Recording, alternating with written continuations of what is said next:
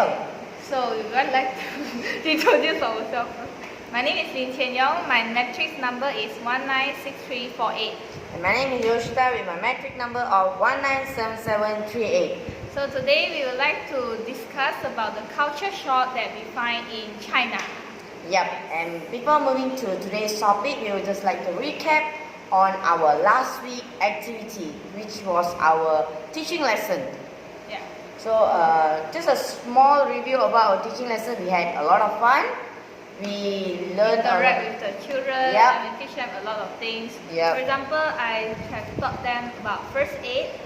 The topic of my first aid is about CPR, and I think that they all have fun in the lessons.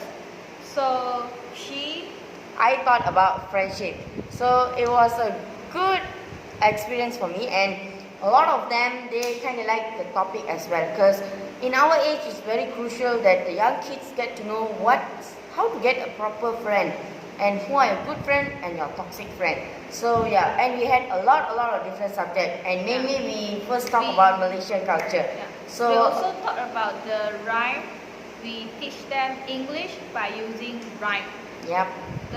For example, one of the song that we teach them is the Old MacDonald had a farm, E-I-E-I-O. Yeah. So that's our first week of teaching lesson. A small recap. We had good fun, new experience. So for today's topic, it's about culture shock in China. So the first culture shock that I find in China is that people here, they use a lot of scooters and they do not have the motorcycles on. Exactly. It was an electronic scooter. There's no fuel or oil needed for the So scooter. it's emission free and good for the environment. Yep. But then the thing is that they keep on using when riding the scooter, which is so And the rules troublesome. here are like, oh So my annoying. god. Yes. The rules are break fully. Because at the walking pedestrian, they are driving at people walking pedestrian and keep horning at people. That's So one thing. noisy. Yes. I don't like that. We found that here everybody has a vehicle. They has car, but they don't use car. Yeah. And most of them use some who Public have scooter. transportation. Public transportation Not only plays the scooter, most also major role in China. Because subway. buses come every 15 minutes once, and subway come every 3 to 4 minutes once. It's very efficient. Yeah. So public transport really plays a very important role in China. Yeah. Talking about subway, I find that the subway, before entering the subway, you need to do a checking. Means that you need to put your belongings, your bag, Whatever luggage you are having for scanning. Yes. Not only at subway station, but also train station, airport. So it's kind of disturbing, troublesome. Because if you have a heavy luggage, you need to carry up there, then move the carriage, and then you need to take down again. So maybe very it's heavy. because they kind of have a lot of terrorism or a lot of fights and so on here. That's why I think they This is also implemented this rule. it's Yeah, safety too. it's for safety rules. So the second culture shock that we found here was, no matter how big luggage or how small luggage or whatever you are carrying, if you are using a subway or train or whatever, entering to their station, you have to go through their scanning machine and so on. We will scan, and also all the things will be scanned. So usually this only happen in our country when we check in our luggage bag to use the airport to go to anywhere, to use the airplane. Yeah. But in here, almost all the public transport, especially the subway and also the train station, they plays a major role in checking. So every single time as you enter, you must be scanned and checked. Yeah. And if they found something that is unreasonable, they would really have to stop you and they'll check it. For example, when we bought the things from Hainan to Guangzhou here, blade. There was scissors and Scissors, blades so on because we had the DIY project in Hainan. So we wanted to recycle the thing and just reuse it back and bring it back here. But they kept it in a big of plastic bag together with around 20 knife and scissors together. And once when you go through and scan, they confiscate it. Oh, so sad. so we have to buy it again. Oh, So sad. waste of money. Okay, and then for the next culture shock that we find here in China is the people here are very small in size. Yeah, their waist is like that one. Hey, there's no shape actually, it's straight cut.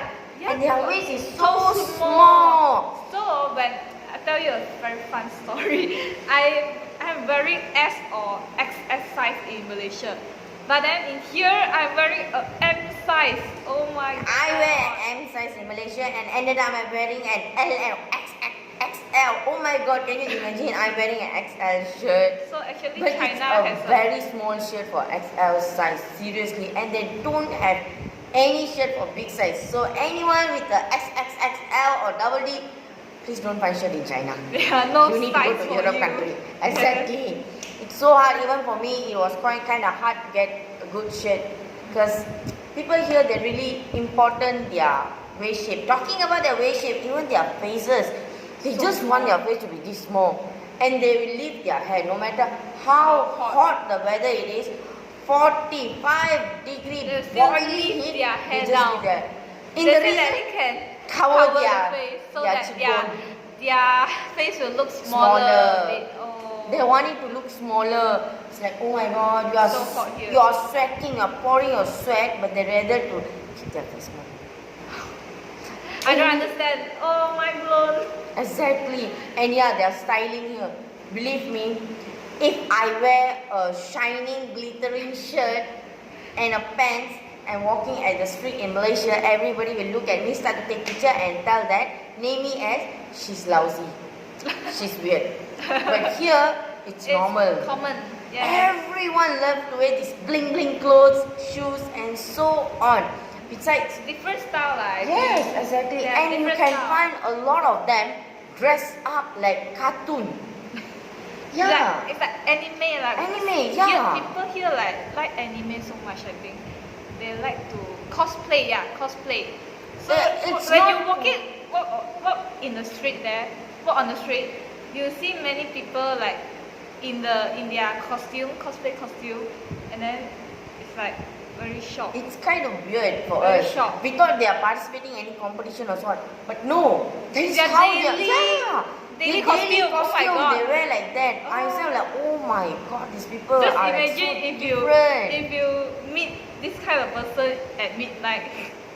You will get shocked, get heart attack, go. Yeah. So Next one is about the oh yeah, the culinary, the food, the way the culinary here. So before we have any food or whatever here, They'll- they serve us the culinary and they want us to wash it with Chinese tea. This is Guangdong people's in Guangzhou, because when in Guangzhou when we learn all these things when we are eating outside. So this is a Guangdong people tradition where once when you get your bowl, your chopstick, your spoon, your plate and so all of on. that actually have been sterilized. Yes. And then But they still will, they clean it by using the tea water, like pour the tea water Around on it. the bowl, and then you and then wash it, and then they'll give you a basin. Yeah, So you basin. wash it, you just pour it the basin, everything, and they just take it away. So it's really prepared for you that you have to wash it that way. So it's a very cleanliness way, because we find that the Chinese tea, it's not a warm water, it's really a boiled water and hot water. So once when you wash it, you really wash off the germs and all the bacteria and so on. So it's kind of cleanliness. They take care of their cleanliness here. But another opposite is their vegetable is so oily. I think that is why the tea plays a very big role in China. Exactly. Yeah. The way they fry their vegetable is really very oily. Not only vegetable, but most of their food Many in dishes China is very oily. oily. Yeah, oil plays a major role here because they kind of thinks that if you don't put much oil, the food gets spoiled. So they pour a lot of oil, and that's why tea. For the sake of tastiness also. And that's why tea plays a major role here. So every time whenever they consume any of this kind of food, they drink a lot of hot tea so that they can flush off all the oil. So that's all from all the culture shock that we found in China so far. So that's the video for today. See you in next video. Bye!